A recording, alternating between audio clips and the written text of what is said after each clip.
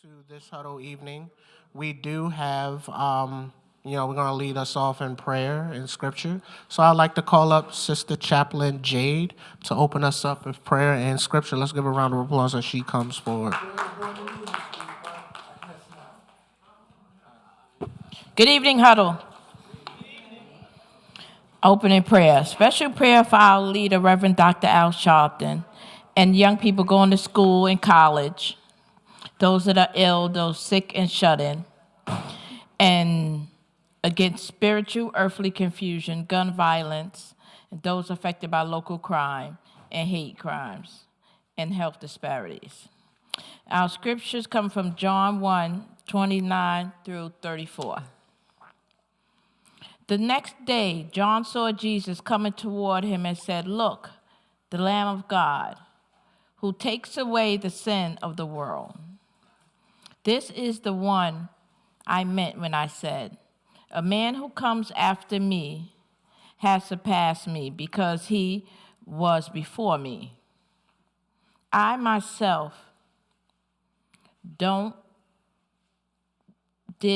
not know him, but the reason I came baptizing with water was that he might be revealed to Israel."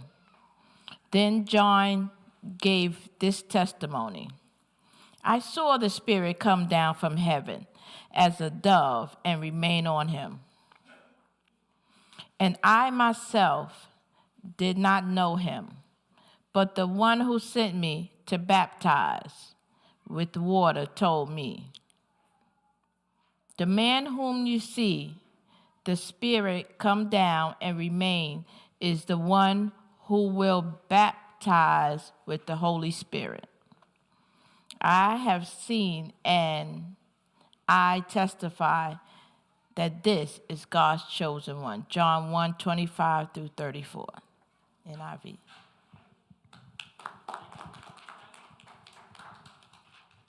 Thank you so much, Sister. All right. So to kick things off next, I would like to call up our co-director and National Action Network's membership director, Ms. Dominique Sharpton. Let's give her a round of applause, please. Thank you. Good evening, everyone. So this week's action alerts, as you know, Loudmouth, Reverend Sharpton's documentary, hit theaters across the country and had a really big, great opening week in theaters across the country, across the nation. Thousands of people, moviegoers, headed to theaters throughout the week to view Loudmouth, the documentary that traces the activism of National Action Network's founder and president, Reverend Al Sharpton. National Action Network's Youth Huddle members went tonight, or this afternoon rather, to see Loudmouth. Many of them went to see the movie at Union Square downtown. But the 2-hour documentary has received rave reviews and is the first major documentary focused squarely on the life of a living civil rights leader. On opening night last Friday, New York City Mayor Eric Adams joined Reverend Sharpton at the screening at Magic Johnson Theater. Many of us went. Many of us have volunteered throughout the week to really spread the word on Loudmouth. And like I said, NAN Youth Huddle members, some of them went tonight, this afternoon. So I don't know if anyone wants to share their thoughts or perspectives, but I believe we're going to have a moment later on in the program where we'll hear from some of those who went to see the film today. But there's still time to see it, and if you go on our website, you can look and check out the remaining theaters that Loudmouth is playing. It'll also be coming on Amazon Prime and also Apple TV starting on January 13th, so that's MLK Day weekend, and we're looking forward to that. And then it'll also premiere on BET Network and also, Showtime.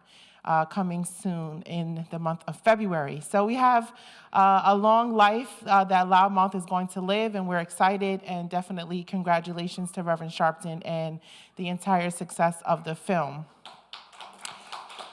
Also, Congressman Hakeem Jeffries came to Harlem to National Action Network's House of Justice last week as we welcomed leaders from across the city to NAN's House of Justice to celebrate the historic selection of incoming House Minority Leader Hakeem Jeffries. It was dubbed Hakeem Jeffries Day, and the Brooklyn congressman, who has been a member of NAN for many decades, also spoke to the audience. It was a historic moment and an enormous step up for the Black community, said Reverend Sharpton. Those of you who know, he has seen Hakeem Jeffries grow over the last 25 years. And over that time, he said that he saw his passion and dedication to the fight for racial justice.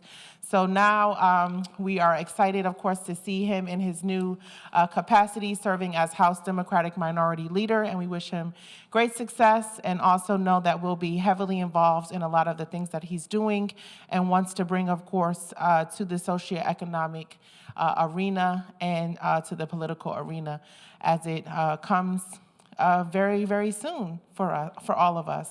Also this week, Reverend Sharpton keynoted a conference at the National Black Churches.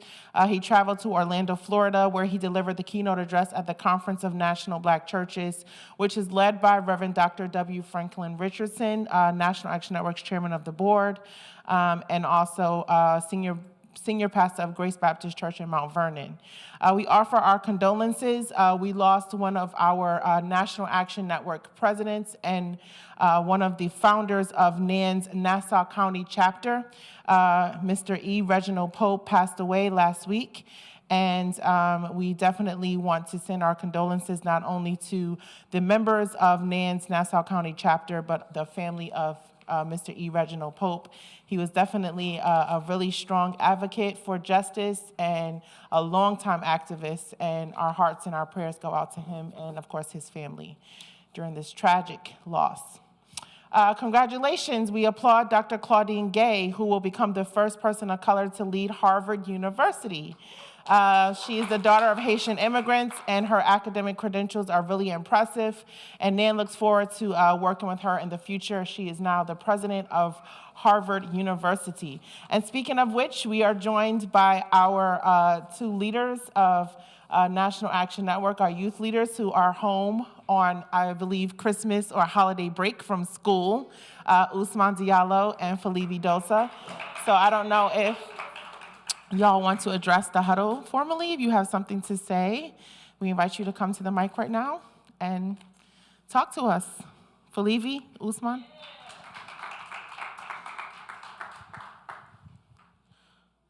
Hello, National Action Network. It's always an honor to be back.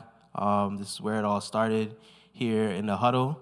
My name is Felivi Dosa. I'm a junior at Morehouse College studying business with a concentration in marketing. While being in Atlanta, definitely kept the push going. Did a lot of voter registration at Morehouse, at Spelman. It was very nice speaking to a lot of the freshmen and getting their insight specifically around voting. A lot of them was not from Georgia, so getting them registered in Georgia, telling them that for the next 4 years, this is your life. Atlanta is gonna be your home, specifically for school. And we had a lot of great opportunities. For us, it was a little bit different being from Morehouse to Spelman. The candidates running went to our school.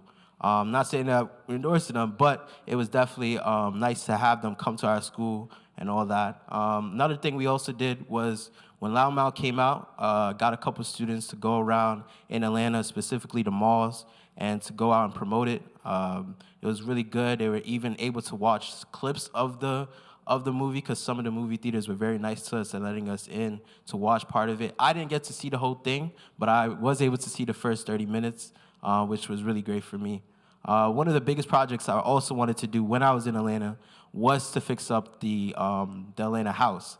The garage had a lot of stuff that was supposed to be thrown out, and one day I spoke to Ron Saylor and a lot of the staff there, and we were able to just throw out a couple things. So, you got anything you want to say?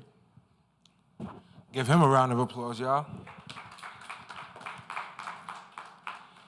I mean, he basically spoke on the work side of it. By the way, my name is Usman Diallo. It all started for me here as well. But what I wanted to say is that the time we were away here, a lot has happened to our Nana family in the House of Justice. We have people that passed, Mama Kathy's, and just got out of surgery in the hospital. And I want us all to embrace each other at the end of this night, to let us know that we're all here for each other and that we really are a family. Because while I was away and I heard the news, I was shocked, especially with Big Al and everybody else. Like, it hurt because strangers became family members to me.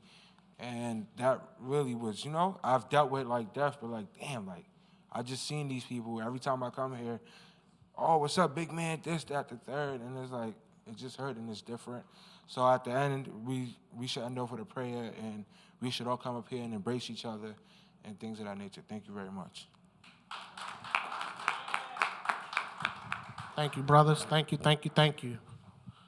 Always good to have y'all back in town and y'all doing y'all thing here, in Albany and in Atlanta. And, we have more youth huddlers that are coming home for the holiday break as they finish up their finals. All righty. So, to kick things off next, we're going to get into the Black History Fact of the Day, presented by yours truly, Francis. Come on up. Let's give him a round of applause. Thank you. This day in Black history, December 19th, 1875. Carter Goodwin Woodson, credited as the father of Black History Month, was born in New Canton, Virginia on December 19th, 1875. The son of free slaves, Woodson would go on to become one of the first African Americans to receive a doctorate from Harvard University and one of the first blacks to earn a PhD in the United States. A scholar and advocate for the study of Black history in schools, Woodson co-founded the Association for Study of Negro Life in 1915 and established the scholarly publication, the Journal of the Negro History, the following year. Woodson used his influence to rally schools and other organizations to incorporate Black history into their programs. His efforts eventually led to the establishment of Negro History Week in Washington in 1926, my fault, and the publishing of the first issue of Negro History Bulletin in 1937. In 1976, President Gerald R. Ford issued the first message of observance of the observance of Black History Month. 10 years later, Congress designated February National Black History Month or Afro-American History Month.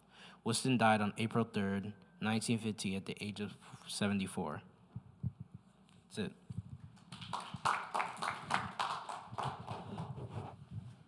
Thank you, brother. All right. Next up, I'm going to call up for our Artivism section, call up Brother Danielle and Mr. Arnold Penix for our NAN Arts and Culture. Let's give them a round of applause. No justice. No peace. No justice. No justice. No justice. What do we want? What do we want? What do we want? When do we want it? When do we want it? When do we want it? Fist bump the person next to you and tell them you love them. And where's Marcus Al? Oh, Lord, because that's his part now. Anyway, we are here in NAN Arts and Culture, and Daniel has a special presentation, so here he is. Good evening, good evening, good evening. Youth Huddle, good evening. How we doing tonight? We all right? What's going on? A lot going on in the world.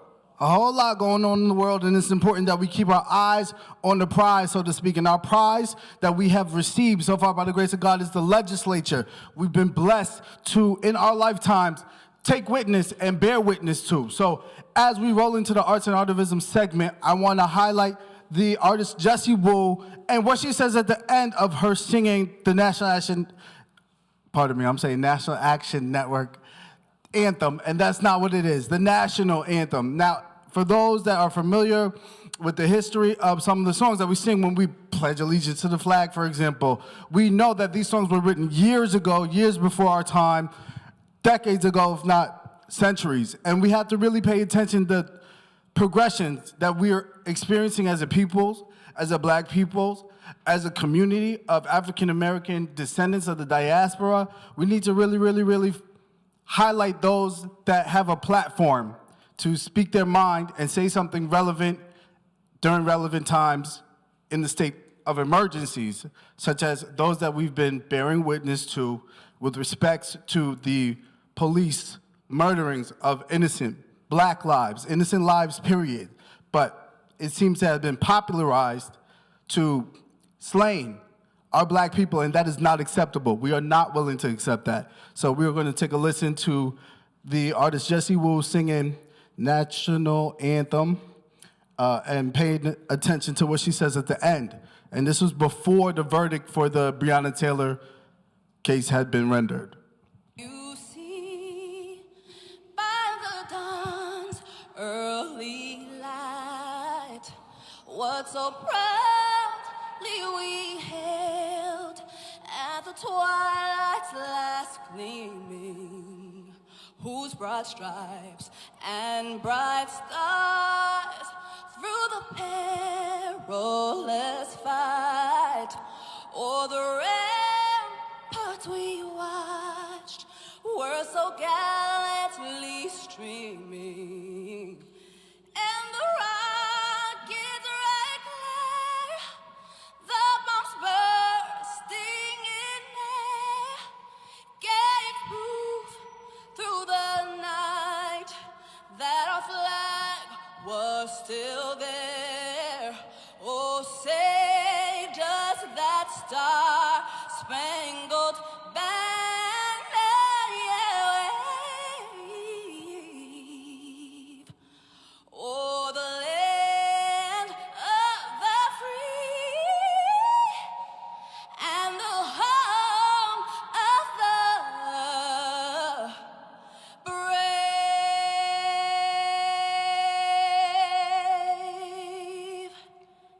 Arrest the cops that killed Breonna Taylor. And it's important that we understand, we should interview this young lady and why she decided to state what she stated. And I feel as though after watching the film Loudmouth, seeing some of the family members of the Breonna Taylor life and legacy in that film, it hits very close to home. So I want to say thank you to the artist for even thinking to mention such a significant statement in face of adversity to uplift our peoples from the oppression that we've encountered, the oppression that we endure but will not allow to persist. So that is the Art and Artivism segment for this evening. Thank you, National Action Network, House of Justice, and Youth Huddle. But of course, we want to wish everyone a happy holidays and a Merry Christmas. So we want to end on a high note where we wish you a Merry Christmas. Stand up where you are. To all of those who watch throughout the year here at the Nan Youth Huddle, we wish you a Merry Christmas. We wish you a Merry Christmas. We wish you a Merry Christmas and a Happy New Year. Again, we wish you a Merry Christmas. We wish you a Merry Christmas. We wish you a Merry Christmas and a Happy New Year. Happy holidays, everyone. See you. And when Kwanzaa time is coming. Thank you guys so much. Thank you, thank you, thank you. Shout out to 2023. All right, so next up, I'm gonna call up Kaylee. She is going to give us some membership and text alerts. Where's Kaylee? Oh, there is no Kaylee. She's in a meeting. No, we ain't got time for that. So I'll give it to you. So, is everybody an updated member for the National Action Network for the year 2020 and upcoming 2023? I'm assuming not. So, if you are, this applies to you as well as those who are not members. The best way to stay informed and into action is to become a member of NAN. Stay informed to close events to where you live. You can text Justice, followed by your state, to 59769. That's Justice, follow Justice 59769, followed by your state. And be sure to tune in each and every Saturday here at the House of Justice for the Saturday Action Rally, starting at 9 a.m. each and every Saturday. That includes this Saturday, too. Next up, we are going to get into the fun segment, the Open Huddle Good News. So as the holidays are approaching, anybody that want to share good news that's coming up, in your lives or that has taken place in the past week, month, please share, please share. Oh, hey, Rosie. got Christmas presents early last week. We went to a party and we got to open Christmas presents, and it was early, so it wasn't Christmas. So I'm kind of happy about that. Thank you, Rosie. Well, my semester is about to end, so I'm starting college classes soon, and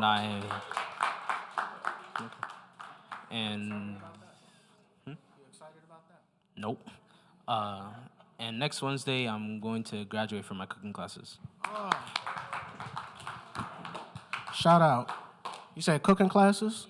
We might have you be part of hospitality. Good evening, everyone.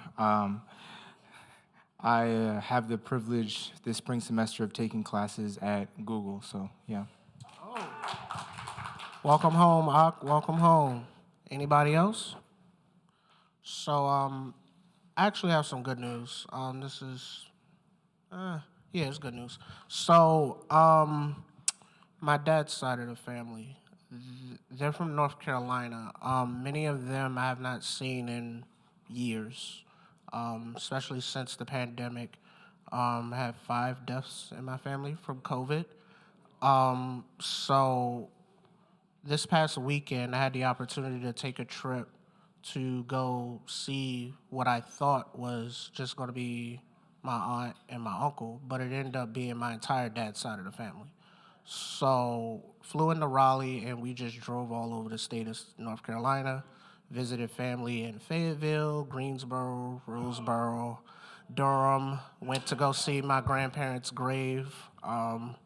Saturday would have been my grandmother's birthday, but she passed from breast cancer. So the good news is that I had the opportunity to see relatives, that I haven't seen in such a long time. And I usually don't like going down south.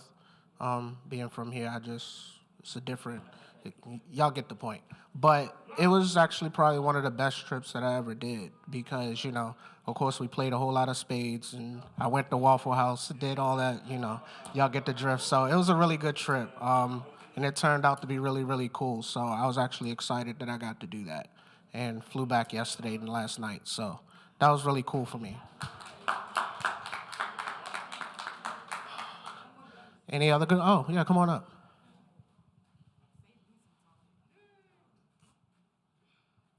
Hi, I'm Donna Tsufuda, and I'm honored to be here. Some years ago, I helped launch an organization called 1M1B, 1 million for 1 billion, and it was started by a gentleman in India who saw that there was youth in disadvantaged communities all over the world who wanted jobs and employment and were frustrated, and he said, well, how can we help these young people generate their own jobs that support their communities and not just count on the government or companies, but really generate their future? So that was some years ago, and since then, young people, 14, 15, 16, 17 in high school, have come up and created projects in the environment and for the elderly, for helping women in prisons. They looked at what they were passionate about, and they said, what can I do to help my community become better?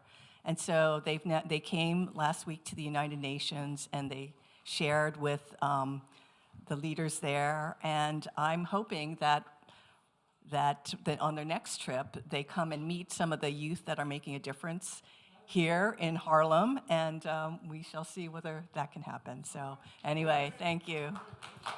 And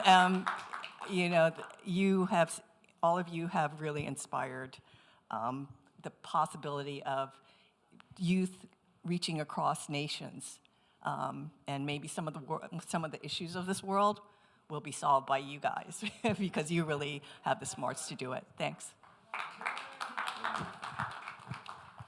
I almost forgot to, I kind of really wanted to say this. Earlier this morning, Usman, Ahmed, and I were at Central Park, and they just changed the gate for the exonerated 5 and named it after them. And I feel like we definitely should talk about that. It was, for us, just amazing to be in that space. Of course, Reverend Sharpton spoke, and I just feel like that's really good news.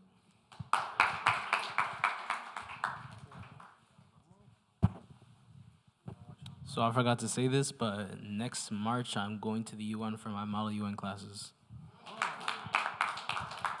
All right. Thank you guys so much. Plenty of good news in the air. As we move along to the Did You Know section. So, as enthused as she is, first up, I'm going to call up Giselle to give us her first article. Let's give her a round of applause.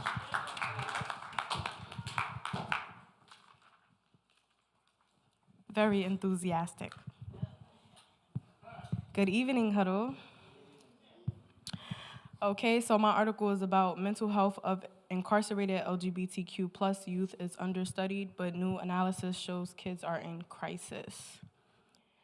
Existing research shows that LGBTQ plus youth are at greater risk of disenfranchisement that will put them on the path to prison. Yet how their mental health is affected while incarcerated and the details of what they experience behind bars is barely studied. Experts say dampening urgency to demand resources and inclusive policies.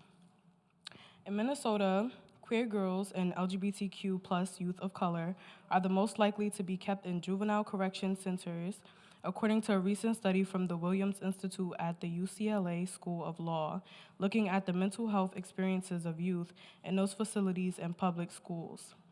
While incarcerated, LGBTQ plus youth experience more suicidal ideation and are more likely to attempt suicide or self-harm, compared to both their incarcerated straight cisgender peers and LGBTQ plus youth in the public school system.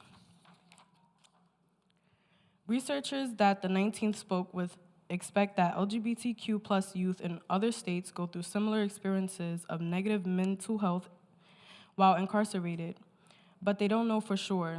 Since the Minnesota Student Survey, the data on which the Williams Institute study is based, is the most comprehensive account of how incarceration can impact the mental health of queer youth that these experts have seen so far. LGBTQ plus youth are probably entering custody with worse mental health than their peers. Due to prejudice and discrimination, said Kirsty Clark, lead author of the study, and assistant professor of medicine and public policy at Vanderbilt University. But their analysis also found that even when controlling for exposure to childhood abuse and neglect, incarcerated LGBTQ plus youth still have higher risk for suicidal ideation and self-harm than others. What's that telling us is that there might be something unique about incarceration for sexual and gender minority youth that's predicting these poor outcomes over and above their peers, Clark said. If more states captured data on the mental and physical experiences of incarcerated LGBTQ plus youth and worked to understand the best ways to safely obtain such data, a clearer picture would unfold. Existing research, which includes data sets focused on California and New York, has found that the LGBTQ youth of color are overrepresented in the country's juvenile justice system, as seen in studies by the Movement Advance Project and the Urban Institute. Queer girls are also overrepresented in juvenile detention centers in a 2017 study. The Williams Institute found that almost 58% of detained girls counted by the National Survey of Youth in Custody of 2012 identified as LGBTQ+. Bianca D.M. Wilson, senior scholar of public policy at the Williams Institute, said that while queer girls of color are overrepresented among juvenile detention facilities, more research is needed to understand where that inequality begins in the criminal justice system. Researchers need to understand more about where in that pipeline, whether it's at a point of arrest, dealing with probation or truancy, or sentencing, sexual orientation and gender identity become a basis for disproportionate policing, Wilson said. Likely reasons for the higher rate of poor mental health among detained LGBTQ plus youth include isolation, a higher risk of being victimized behind bars by other inmates or staff, and a lack of gender-affirming health care. LGBTQ plus youth may also be targeted for sexual violence and greater administrative punishment compared to their peers. Elon Meyer, senior scholar of public policy at Williams Institute and co-author of the study, worries about the cascading effects of being held in custody while dealing with the discrimination that makes many LGBTQ plus youth, and especially youth of color, more targeted by police than other kids in the first place. What pains me personally is what future are they going to have and how are they going to be helped while they're in custody, which is supposed to be corrective for youth, he said. In Minnesota, LGBTQ plus youth in correctional facilities is counted by the state survey in 2019 were on average 15 years old. That age is significant to Clark and Meyer when discussing the seriousness of the trauma experienced while in custody, considering 42% of those kids had considered suicide. Many kids are, at that time, just figuring out who they are, Clark said. Measuring the experiences of people who are incarcerated is difficult regardless of their sexuality, said Gabriel Schwartz, social epidemiologist and postdoctoral fellow at the Institute for Health Policy Studies at the University of California, San Francisco. Seeing an analysis like this one for the first time feels important to him.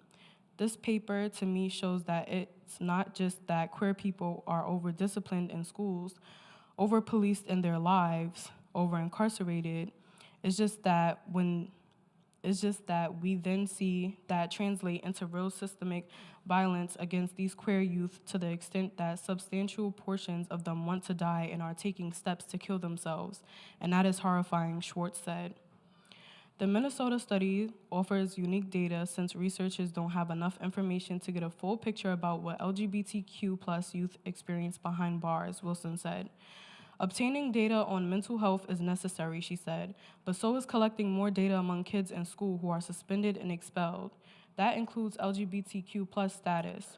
That information will be key to learn more about the school-to-prison pipeline for queer youth, she said. Previous research has found that queer youth, especially youth of color, are more likely to be disciplined in school. That orderly discipline may be part of what puts some queer youth on a pathway to prison, Schwartz said. That path, as shown in Minnesota's data, ends in strong suicidal urges while incarcerated, underlines the importance of keeping LGBTQ plus youth out of the criminal justice system altogether, and to not ignore queer and trans youth in policy decisions, he said.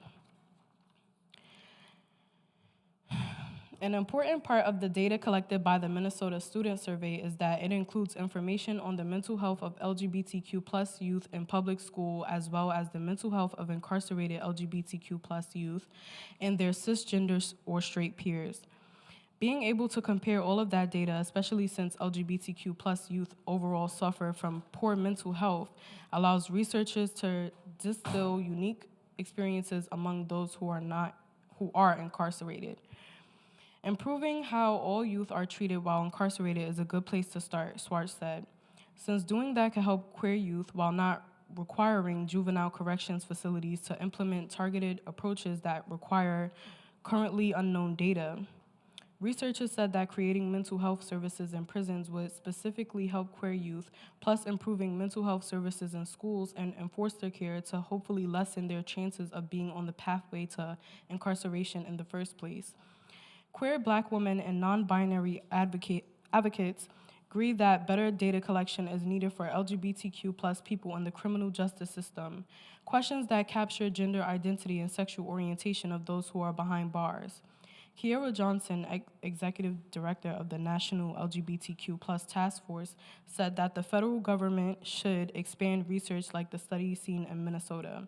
And frankly, I don't want the federal government doing it by themselves. We know our communities. There are organizations doing this kind of research. They just need the support to scale it, she said. So that concludes my Did You Know segment. I didn't have a question for this one. So anybody could come up and share their thoughts on LGBTQ mental health in general. Or No thoughts? That's fine. Oh, Mother Kennedy. Knew she was coming.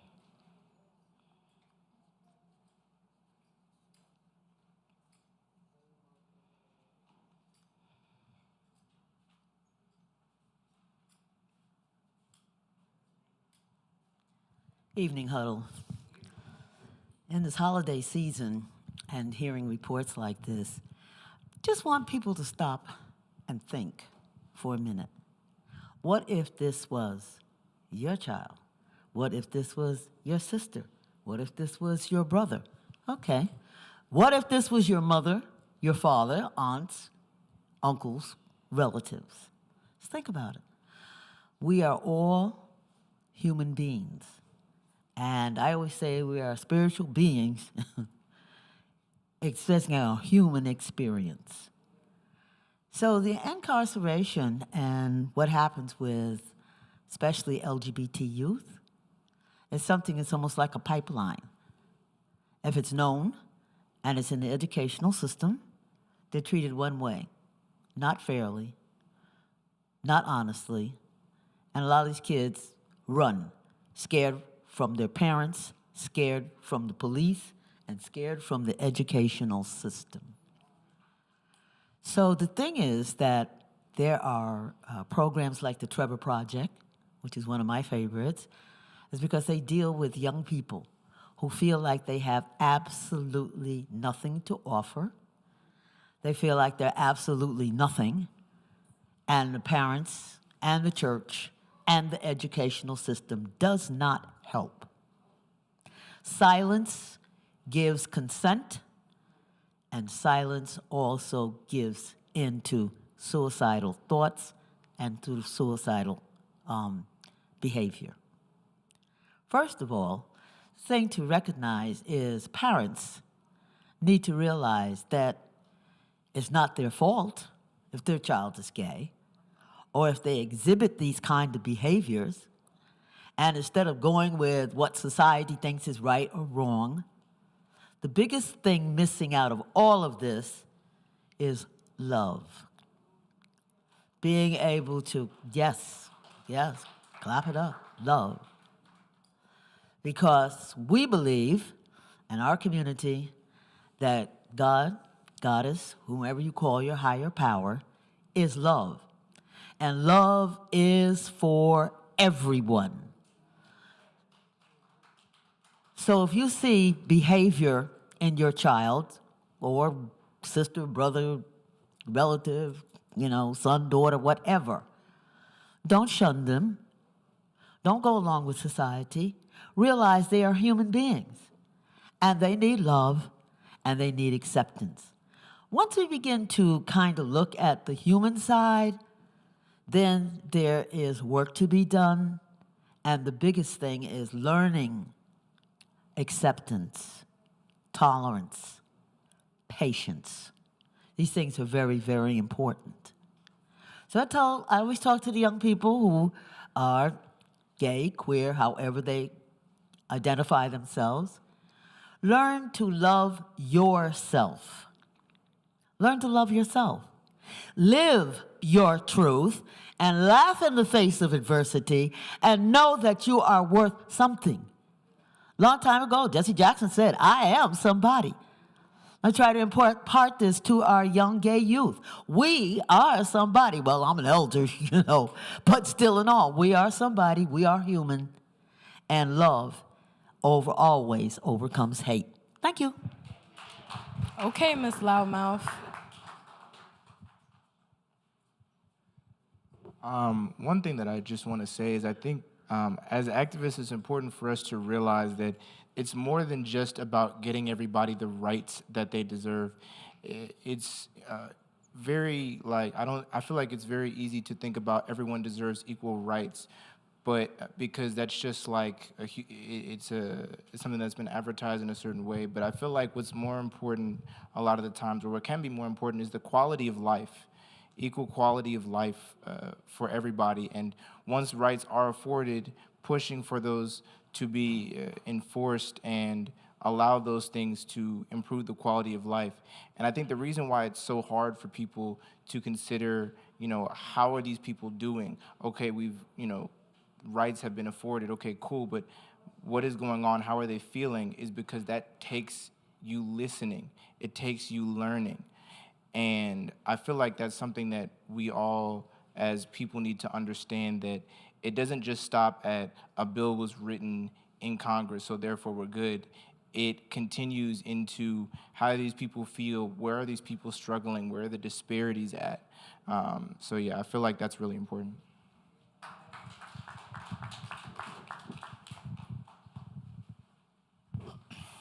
I have to say this because throughout my youth and my teen years, it was very difficult for me because I was born heterosexual, but I had to pretend.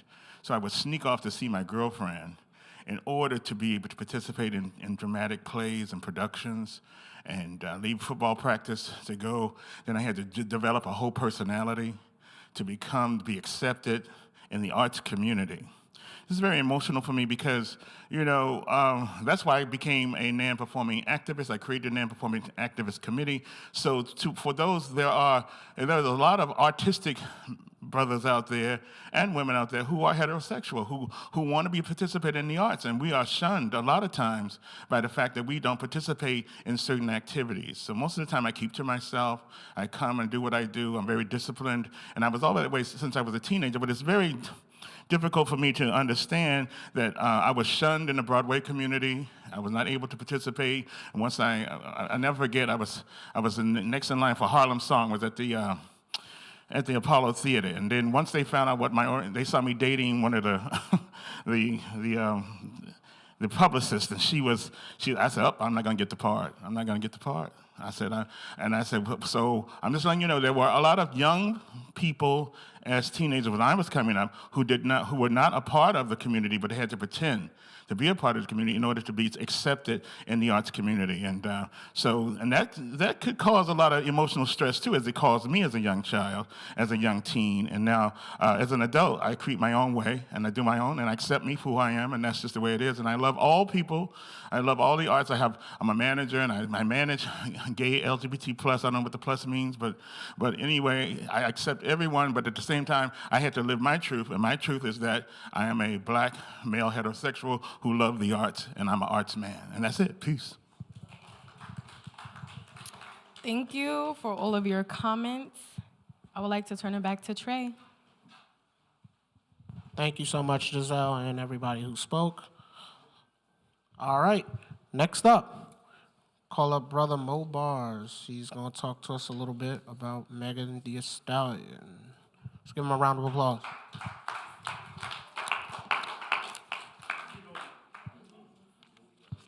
Did I say her name right? Okay. Yeah, I forget, it's late. I've been working all day. Hello. So we're going to talk about Meg. This is yours.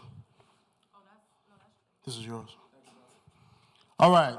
Megan Thee Stallion and the Catch-22 for black women who seek justice. This is going to split the room tonight.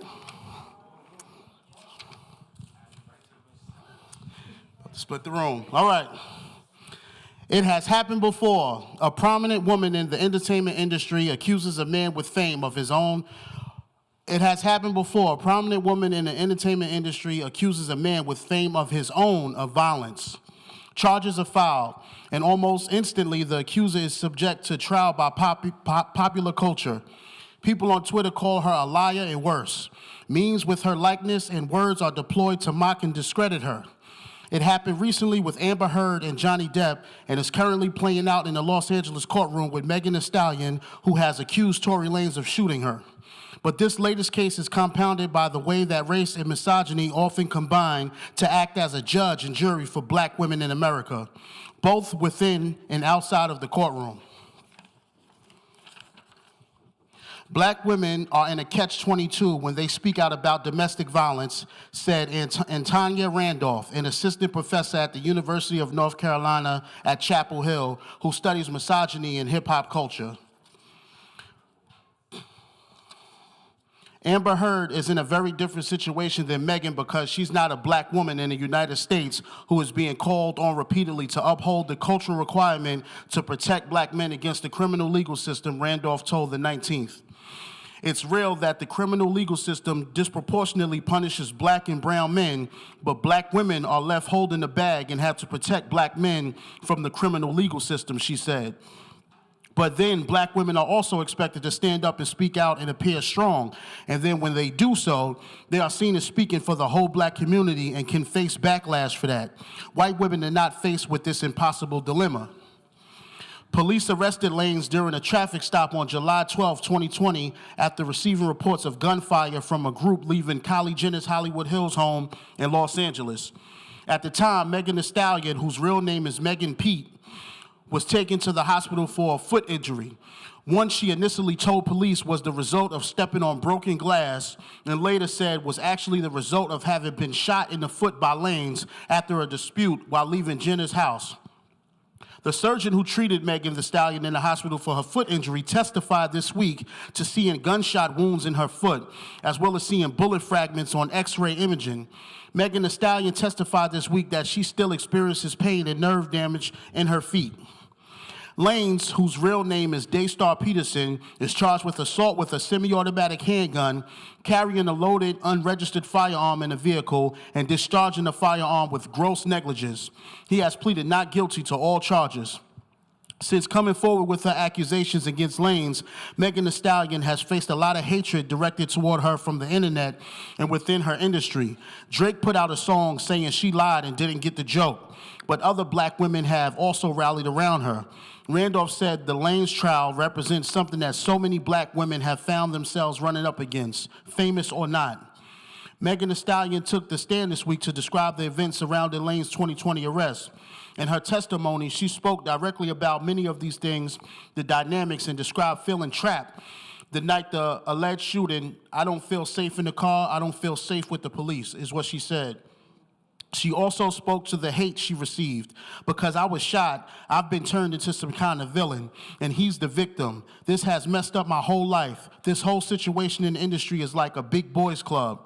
Tia Tyree, a professional of communications at Howard University, whose research focuses on hip-hop and African-American female representation in media, called out the lack of belief faced by black women.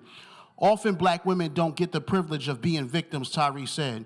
Often in society, black women are the second to be seen as someone who has been victimized, second to be seen as someone who has legitimate health care problems, second to be seen as someone facing real social ills. So when black women come forward, they are not believed. Tyree explained that this creates a cycle of intense stigma for black women. Tyree said her research has shown that victims are also concerned about their own community. Their neighbors, friends, and church will react in whether they will impose social consequences.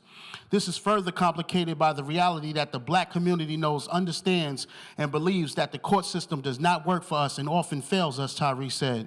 As black female victims move toward usage of a system that may or may not provide the justice we deserve and seek, there will always be trials and tribulation. There will always be concern. There will always be doubt about whether you should utilize the very system that's there to protect you, she continued. But black women should remember that you have the voice and right to do it. You should never silence yourself, because when you do, you allow the person who has been the victimizer to win without consequence.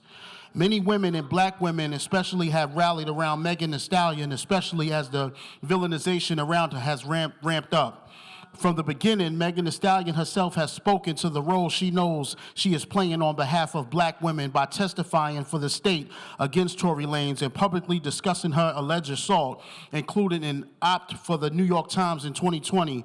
In addition to the open letter released last month and signed by women including Me Too founder Tarana Burke and Representative Maxine Waters, social media is filled with posts from women about what Megan Thee Stallion's words or presence have meant to them.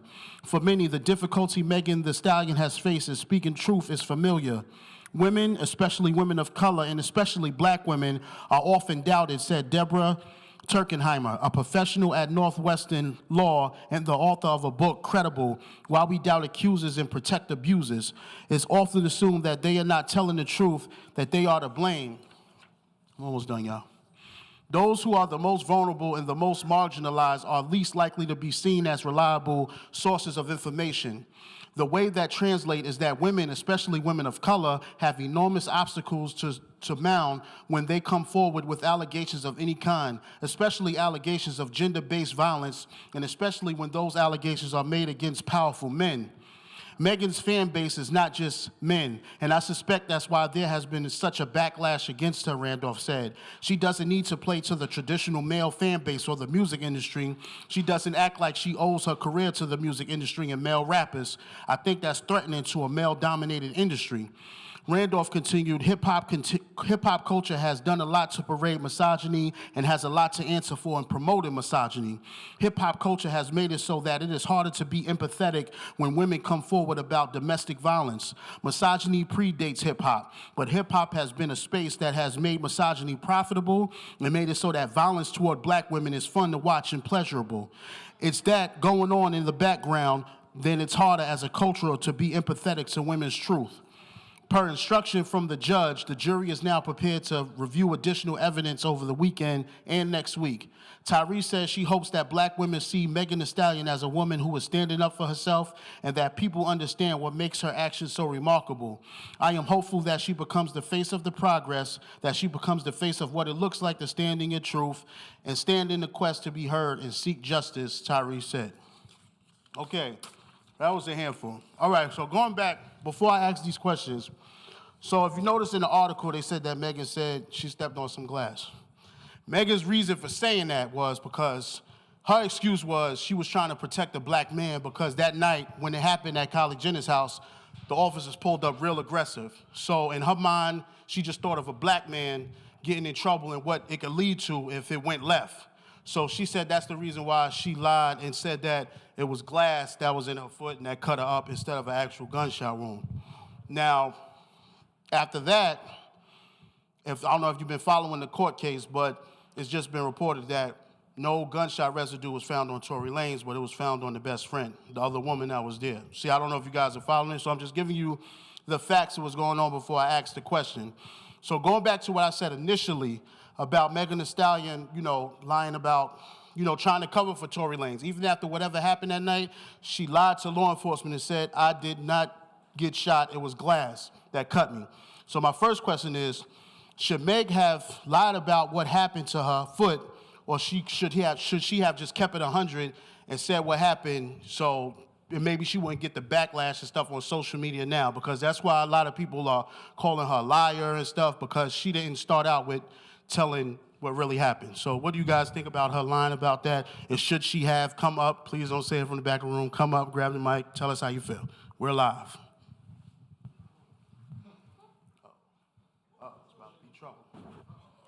I know you're probably going to get in big trouble if you tell the truth. But if it did go right, imagine what could happen. You wouldn't be called liar or anything, so you should have just told the truth. On the other hand, you should have just kept it a lie because you might get in big trouble. Just saying. All right.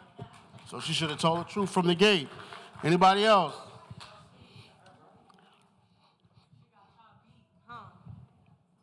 So okay, here's one. Here's his Mom Dukes is coming. She's coming to reinforce what baby girl said.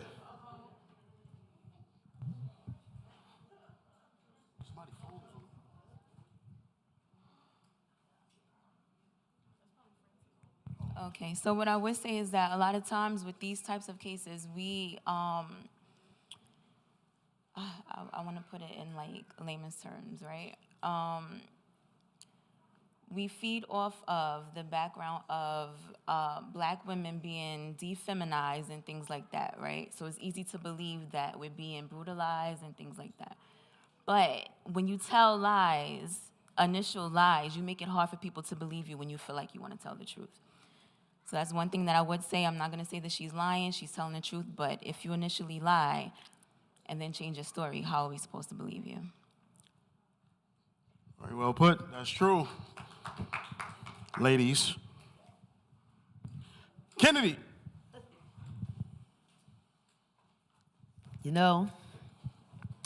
in this society, when you look at it, be you black, white, blue, green, gay, straight, or whatever. So most of the time in this society, you think about it. You're damned if you do, and you're damned if you don't. And then a lot of times people get to the point they feel they better do as they damn well please.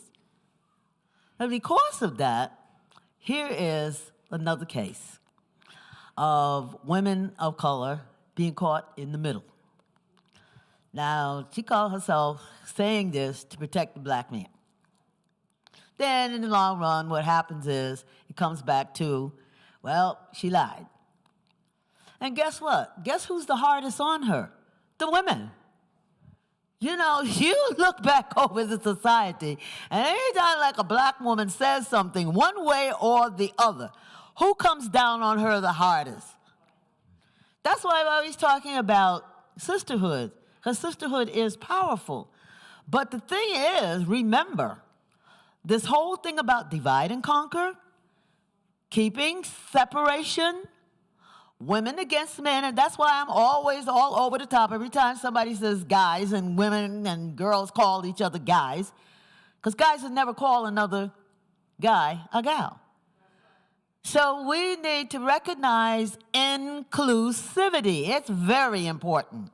Guys and gals, girls and boys, sisters and brothers, mothers and fathers, yada, yada, yada, on and on and on. Inclusivity is very important, up where we belong. As women, if we refer to ourselves as women, we ain't guys. You know, it's like, he's the guy, I'm the gal. And anytime it comes, I don't care, it comes from the back of the room. I even did this with the governor. Not guys and gals. Because a lot of times, a men be in the room, and 40% of the room is women, and the other 10% is guys. What does he say? Does he say men and women? No, guys, guys, guys, guys. And women go behind and do the same thing. No. Get into inclusivity, know where you belong, tell the truth, and shame the devil. All right. Thank you. Thank you. All right, so my next question is Megan Thee Stallion, with what's going on with her right now and the facts, you know, with her saying what she said in the beginning and just her career and her being in the spotlight, is Megan Thee Stallion the right woman to be the face of being heard and seeking justice? Why or why not you feel Megan Thee Stallion should or shouldn't be the face for women seeking justice and equality in situations like this and other situations?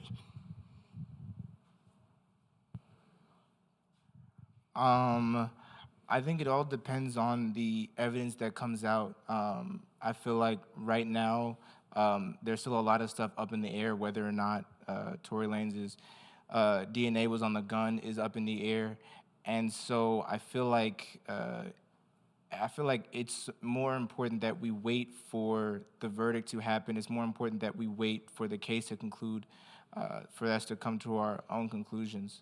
Also, something I feel just about this case, this situation in general is, I feel that the narrative that Megan Thee Stallion is the one who is primarily being victimized is always been a bit strange to me. Of course, she deserves support because she is the victim in this situation. However, me personally, I'm a fan of both of their musics, and I've seen far more backlash towards Tory Lanez, both current and when it happened, in terms of industry support when they come out with their albums.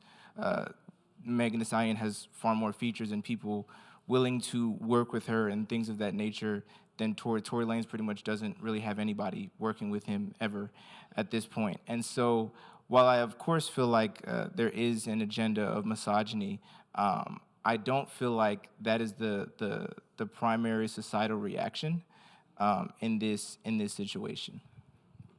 Thank you, thank you. Anyone else? Should Meg be the face of anybody else? Okay, so final thought.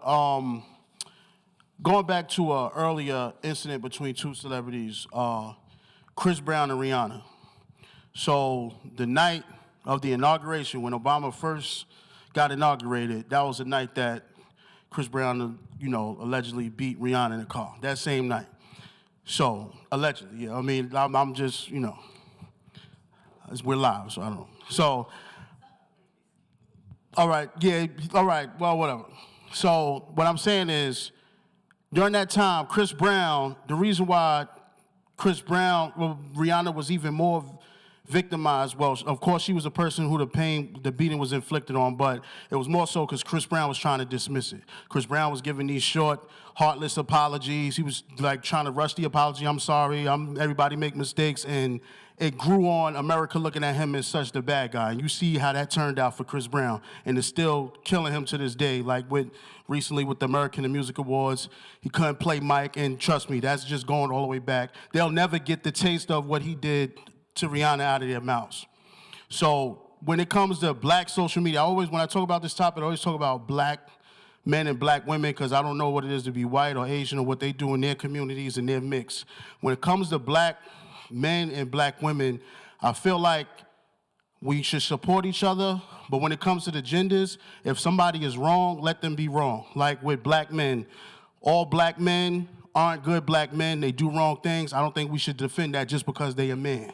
When it comes to women, all black women, yes, all black women, but if a black woman does something wrong or something that doesn't represent the black women correctly as a whole, people should step back and not represent them just because they're the gender. If somebody's wrong, we need to let them be out there and be wrong as a collective. Let black men and black women come together when someone is wrong instead of just trying to cover for them because of the gender. Because one of the biggest things on social media, and I was talking about this last week, is the back and forth between black men and women. It's just a back and forth all day long of us shooting at each other, and everybody, the world is watching. We just hate on each other. We talk about each other. You see the comments, it's just us all day long going at each other. Not a lot. You don't see it in the Latinos, whites, Asians. They got a nice, beautiful social media area. They got trees and stuff. And our social media world is always the hood, and it's always like it's just bad. So I just feel like we need to be more understanding and open and not defend people just because it look on the outside like they were in the wrong or they were victimized. But we need to just be more honest about, what people are doing instead of defending incorrect things. Be man enough or woman enough to speak out and say, nah, even though he's a man, like I'm a man, homeboy was wrong. Or even though she's a woman, like I'm a woman, homegirl is wrong. There's no need to defend something that's incorrect. So that concludes my Did You Know for Megan Thee Stallion. And I'm passing back to Trey. Thank you, brother. Thank you, everybody who came up and spoke. Next up for our third Did You Know, I'm going to call up Brother Danielle. So give him a round of applause as he makes his way up front.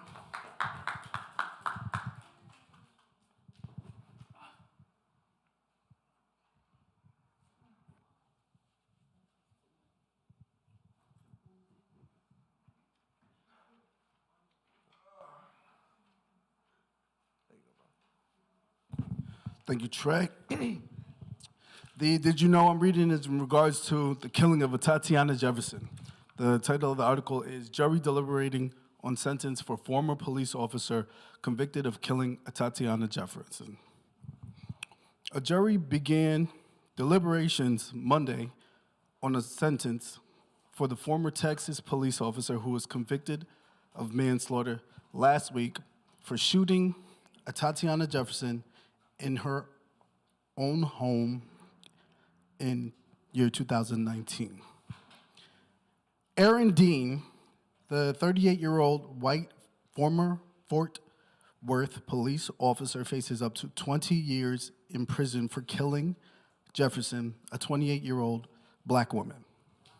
The article goes on to say, the sentencing comes shortly after a brief trial with issues of race, police violence, and gun rights.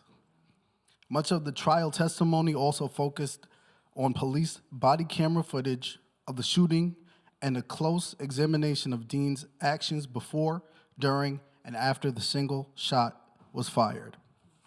The case dates back to about 2:25 a.m. on October 12th, year 2019, when Dean and his police partner responded to Jefferson's house after a neighbor called a non-emergency police line to report that her doors were open. Dean and his police partner, Carol Darch, did not announce themselves as police at the home. And Dean then fatally shot through a bedroom window at Jefferson, who had been up late playing video games with her young nephew. Dean resigned from the force days afterward and was arrested and charged with murder in her killing. He has been out on bond for the last 3 years. At trial, defense attorneys said Dean fired in self-defense, and Dean testified that he fired at Jefferson because she pointed a gun at him. He testified that he believed the home was being burglarized because the doors were open and the place appeared ransacked. However, prosecutors argued there was no evidence he saw a gun in the woman's hand before he fired at her. Further, Jefferson's 11-year-old nephew, who was with her at the time, testified he did not see her raise a gun to the window. His police partner, Carol Darch, testified Dean did not mention he had seen a gun in the minutes after the shooting as they ran into the home. Though Dean was charged with murder, jurors were also allowed to convict him on lesser charge of manslaughter. The jury deliberated for more than 13 hours, according to CNN affiliate WFAA, before announcing a guilty verdict on Thursday. The manslaughter conviction of a police officer who was on duty is a first in Tarrant County, the station reported. Sentencing phase of the trial, the article reveals, on Friday, in the sentencing phase of the trial, jurors heard from various witnesses, including a psychologist who evaluated Dean before he was hired by the Fort Worth Police Department, and members of Jefferson's and Dean's families. The clinical and forensic psychologist, Dr. Kyle Clayton, described Dean as narcissistic and testified that he was not psychologically suitable to serve as a police officer. He said Dean exhibited signs of grandiosity. Jefferson graduated from Xavier University of Louisiana in year 2014 with a degree in biology and worked in pharmaceutical equipment sales, according to her family's attorney. She had moved to Fort Worth a few months earlier to take care of her ailing mother and her nephews. Family attorney S. Lee Merritt said at the time. Nephew police partner and Dean testified. The prosecution's first witness was Zion Carr, who was 8 years old and in the bedroom with his Aunt Tay when she was shot. Now 11, the boy testified they had accidentally burned hamburgers earlier in the night, so they opened the doors to air the smoke out of the house. He and his aunt were up late playing video games when Jefferson heard a noise outside. And she then went to her purse to get her gun. He testified. He did not see her raise her firearm towards the window. He testified. Zion said he did not hear or see anything outside the window, but he saw his aunt fall to the ground and start crying. Quote, "I was thinking, is it a dream?" End quote. He testified. Quote, "She was crying and just shaking." End quote.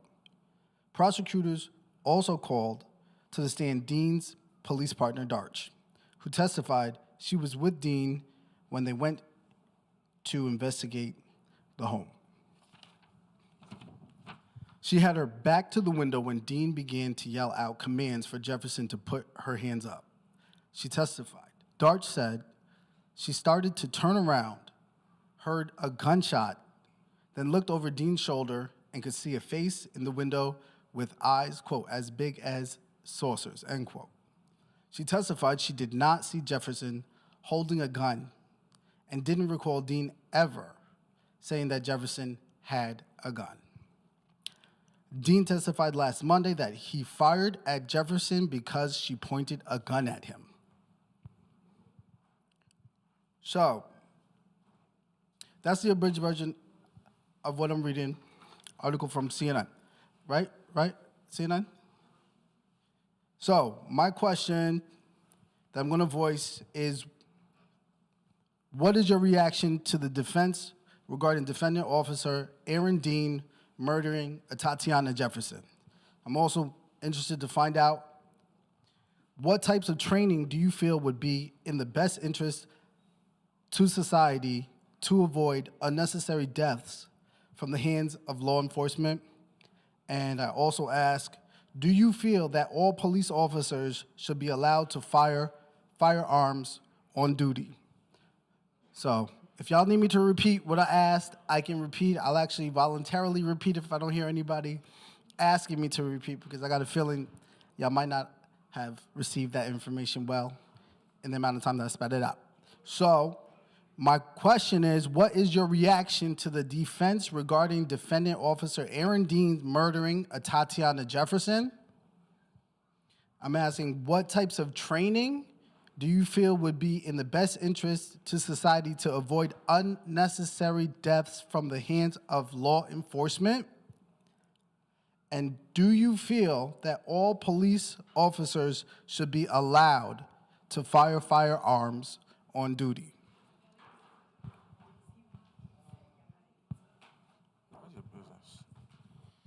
So I didn't really understand the first question, but the second question, what type of training is required for the officers? I believe there's no amount of training to stop another human being from having their biases and wanting to kill another person, because the way that just happened is unjust and shouldn't have happened, and that person shouldn't have become a police officer in the first place. So I believe what should happen is, during the recruiting phase, that the psychologist, she said that he didn't belong to be a police officer in the first place. That's supposed to be recommended, and that person should never have been employed. And the last one you said, should all police officers on duty be able to have their guns or fire their guns? I mean, I believe if they truly feel like their life is in danger, then yes. But if not, then you shouldn't. Thank you for that response, Usman. So yes, they should have a firearm. Like, I know that police officers have like a gun in their pocket, but I feel like they never be using them. Just saying. And if they ever lose one of their guns, I feel like they should have two, and they should be allowed to shoot them and pull the trigger. Thank you for your response. I think in terms of like training, I kind of agree with Usman. I feel like there wasn't much that could stop that situation besides there just being a different cop on the job, because people are going to have their biases. But I think to offer some semblance of a solution, I think de-escalation needs to be prioritized. In all these situations, it's people who are so trigger happy and whose first reaction is just gun, got to get my gun. And it's really hard for me to buy that all of these cops are always afraid of their life in all of these situations. And so I just feel like de-escalation needs to be prioritized, as well as psychological checks.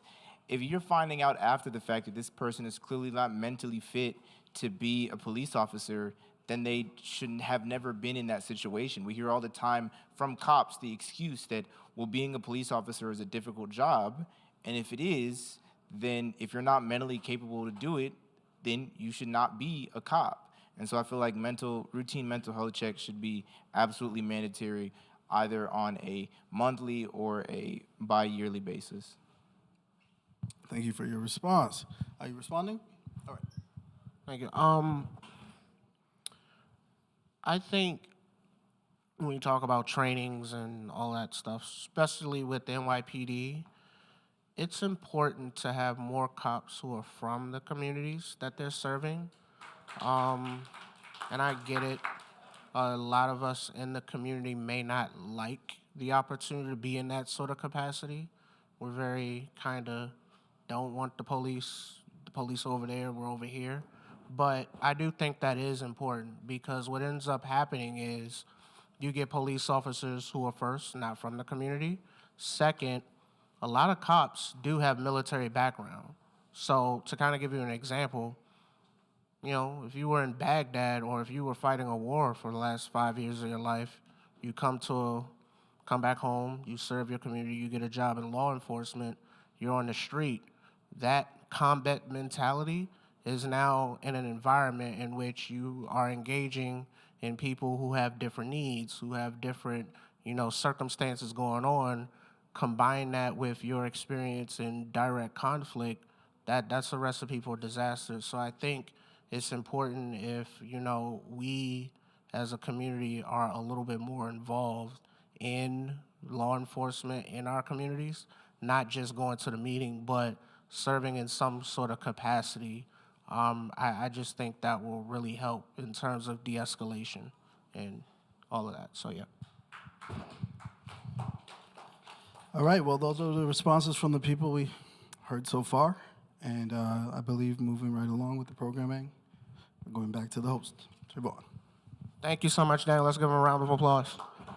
All right, so closing it out, we have one last article. I'm going to call up Sister Patrice Perry. She's going to talk a little bit about domestic violence. Thank you, Trey. Good evening, Huddle family. So we're going to talk a little bit about domestic violence. Teen slays girlfriend in Harlem. Domestic violence activists demand immediate action.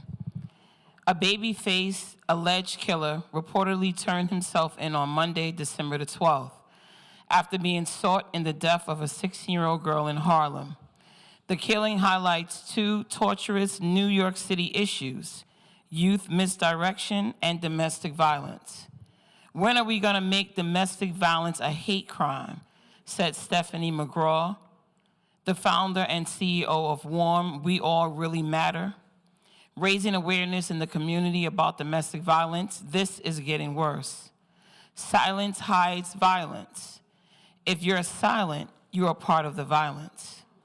Because what you see or say might save a life. So many people saw her abused by that little boy, said McGraw. For a tense and gut-wrenching day from Sunday, December 11th to Monday night, 18-year-old Zaire Crumbly was being sought in the death of his girlfriend, Sanaya Lawrence, 16 years old.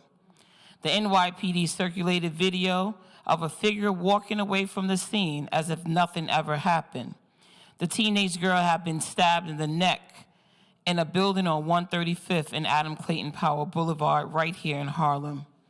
Just after neighbors said they heard arguing, reports said that Crumbly felt the young lady was seeing someone else, and that was the cause of the fight. The NYPD press statement said that at about 5:40 on Sunday, December 11th, police responded to a 911 call of a female stabbed inside of 2306 Adam Clayton Powell Apartment 1A. Upon arrival, police discovered an unidentified female who was stabbed in the neck at the location. Lawrence was taken to Harlem Hospital where she was pronounced dead. She lived with her mother in Harlem, who McGraw says was working hard to get away from him. McGraw said that Sanaya's mother, Sharice Jackson, is devastated. She doesn't know how she's gonna go on with this tragedy. She doesn't know what she needs to do or what needs to be done, but she does know that her daughter is gone.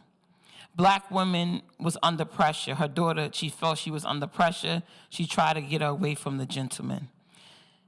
That's what we as Black women do. We help our sisters and their families through this dramatic time. This is a baby. She was only a minor. This is awful. Having worked for years on domestic violence cases, now retired NYPD Marge Claxton told the AM News, every year many of our young female fall victim to intimate partners and violence. Stephanie McGraw hosted a rally on Tuesday night in Harlem. that initially was planned to seek out the killer. Once Crumley was arrested on Monday, the community vigil became a memorial for Sanaya Lawrence. Harlem activists and community members gathered with her family in front of dozens of lit candles, flyers, photos of Sanaya. It was so overwhelming that her mother had to go back in the car. She couldn't stand out there any longer. Sanaya's family came out too. Her father, aunts, her grandfather, and her great-grandfather. Domestic violence affects all sides of the community. These children are out here drinking and experiencing all kinds of traumas. Something must have happened to this boy, said McGraw. His eyes are vacant. That's the only way you can take someone's life. His eyes were vacant because of the violence he suffered as a little boy, not knowing that both of his parents were in jail. Hurt people hurt people. So as we talk about the domestic violence, I have a question for you guys. So you hear in the article that the neighbors said they always heard them arguing, always heard some type of disturbance in the house. Do you think the neighbors are to blame that this young lady is no longer here? And if you think so, and if you don't think so, come up and let me know why. Why and why not? Are the neighbors to blame that Sanaya is no longer here?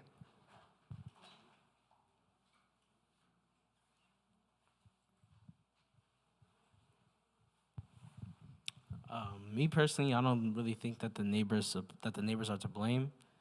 I think that's mainly just because I'm not really a person I'm not really a person who would get in another person's business, but I do see where they're coming from. Like, if you realize that there are two people who are constantly arguing and there might be a problem between them, yeah, you should do something about it. But I still feel as if you never know the full story, so something could be going on and you just never know. That's all. Thank you. Come up and tell us your thoughts. I feel like blame is a really strong word. I feel like blame almost implies some sort of responsibility, and I don't feel like that should be placed on the neighbors. It is squarely placed on the person who made the multiple terrible decisions to kill this young woman.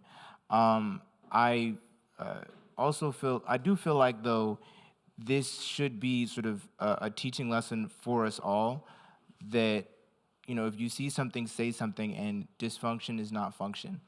And while I don't feel like they should be blamed, I do feel like they could have definitely done something to prevent this tragedy from happening. I just don't feel like blame is maybe the right word, because, again, blame really implies responsibility. Yeah. Thank you. Yeah, to add on to what the two gentlemen before me said, I don't blame the neighbors, but even in my building, I have a good relationship with my neighbors. When I come back from school, they'll be like, "Oh, welcome back. How's everything?" They check on me. They even check on my brothers, even the guys that just stay outside, the elderly. Like, people check on us on my block, in my community. So I'm from a side where, it takes a village to raise a child. So I do believe that they should have looked out, but necessarily myself, maybe they didn't have that type of relationship with them, so I can understand. Yet, I believe this is still a bigger issue that we have to look into, because the fact that she, I want to say, is in that situation in the first place, why she was even still willing to be in that relationship with a man that is putting their hands on you, that to me is the issue. Why is it that she's with that type of person? Did she, what is it? Was she just looking for someone? Maybe she never had a male role model to show her how someone should actually treat you. That's the type of issue and thing I feel like we should really be responding to and figuring out.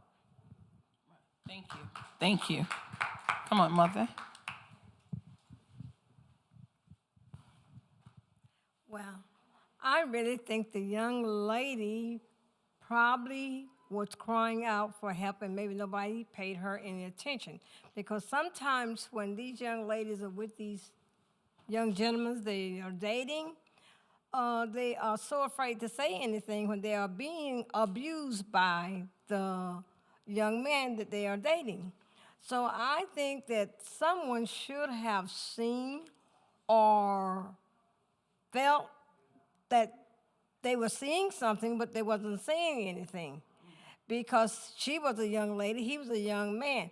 But it seemed like there was some love left out somewhere along the line with the young man, because to abuse a young lady and then to take her life, something had failed him also somewhere. Because otherwise, he wouldn't have taken her life just like that. And for her being a young lady, and maybe she was afraid to speak out or say something. Maybe he had threatened her. You never know. You know, he could have told her, well, you tell your mother, or I'll take her life, or I'll take all of your lives, because that do happen. I've heard those cases before, and where the young man actually did take her life like that. So maybe she was in that predicament that she was afraid that he would take her life, which he did do it eventually. He did take her life.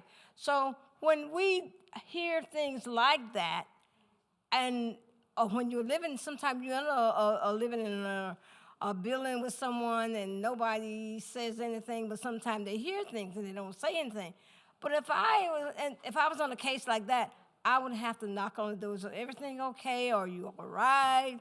Or I tell her mother, if I had a conversation, maybe you should speak to your daughter about the young gentleman, because maybe she could have been saved. To me, because she was so young, and for any life to be lost at any age, to me, is very devastating and it's very hurting. So I hope that don't happen to another young lady. I hope if the young lady out there need help, I hope she will find the help that she needs to get away from a young man who is threatening her life. Because I knew something like that happened, and he put it on. I think he put it on Facebook or something, that he was going to kill her. So her father got a hold of it, and he found the young man, and he told him, "That's my only daughter." And he's saying, "I will do you in." So that just broke that relationship up. That was the end of that one. But I hope that don't happen to another young lady. Thank you, Mother. Come on, Rosie, close us out. So I don't know if I've been paying attention enough, but from what I heard, from my perspective, the neighbors did not kill her. The neighbors did not kill her. It was another man. But I do believe that we should blame them a little bit, because if she's saying, "Oh, help me," and someone's stabbing her, and the neighbors did not call 911, that we should blame them for. Because if a woman is getting stabbed, we should call 911. Thank you, Rosie. Thank you, Rosie. I mean, I feel like the issue at hand is deeper, like what Felivi said. It's first that we don't see each other as my brother's keeper or my sister's keeper, so we allow this thing to happen like, oh, it's not my responsibility, so there's no sense of village that's happening. But it's also that we have normalized toxicity, and we have allowed for love to also equal pain. And a lot of the young people see that because these are babies. The young man is actually he's from around here, and the young lady went to school around here. So this is all within our vicinity, and the fact that this happened is just sad. We have young black men and young black women dying in every facet of our life, whether that be domestic violence, gun violence, and anything. So what we have to do is truly look at ourselves and try to be better neighbors. Thank you so much. And thank you all for your comments. I just want to wrap it up with a final thought. You know, this young lady was only 16 years old, and maybe she was scared to tell anybody. But we should always make sure that there's an open line of communication for our young people. If they can't talk to you, encourage them to talk to a guidance counselor, maybe a friend.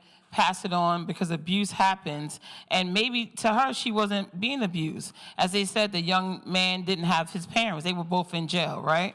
So to her, she's probably trying to be a helpmate to him or to like comfort him because he went through so much tragedy not having parents. But at the end of the day, he was a young man whose life is gone and he's taking another life. So it's like we lost on both sides on that kind of way. So for our young people, if you feel like you're in danger, talk to somebody. Find somebody that you can talk to. Don't just let it go under. And, you know, all the apologizing, I'm sorry, that's not good enough. Change behavior is the apology. So make sure you continue to watch out for this case. And as always, we work with Stephanie, so I'm sure that we'll be doing something as a part of helping on the domestic violence side. And that wraps up my Did You Know? Thank you. Thank you so much. Thank you, everybody who came up and spoke on our Did You Know articles and who shared. For those of you who also joined us tonight, by show of hands, any first-timers here tonight? All right, repeat audience. All right, well, this is good. You guys keep coming back. Definitely come back and invite your friends. And speaking of arrivals, want to shout out Brother Terrence Floyd, who's in the building, who walked in. Brother George Floyd, good to see you. I didn't even see you when you first walked in. I apologize, brother. But thank you guys so much, and gals. Thank you for always correcting me, Mother Kennedy. Guys and gals, yes, guys and girls, boys and girls. So we're gonna close us out. It's a little after 8 o'clock. I know you guys are hungry. Who could? Trish, you want to pray us out? We're gonna close out in prayer, and then we're gonna eat. Mm-hmm. All hearts and minds clear, let us pray. Lord God, we thank you for this night. We thank you for this day. We thank you for this house of justice. God, we ask you to continue to watch over families in this season of giving. Help them to be able to give from their hearts. Give to someone who cannot repay them. God, we ask you to continue to bless Kathy Jordan Sharpton. Continue to keep your hands on her from the crown of her head to the sole of her feet. God, we ask you to continue to send your healing angels in her room. God, we ask you to continue to cover the family, Reverend Dr. Al Sharpton and his family as they travel in this season. Marcus Al's birthday. We ask you to cover them, cover the airplanes, cover the trailways, God. Thank you. And we ask you to bless the hands that prepare the food, bless the hands that are serving it. And we ask you to help us to get back to our homes as we left, safely and in order. And all of God's children said, amen. All right, good people. Go ahead and help yourself in the back. Please be nice to our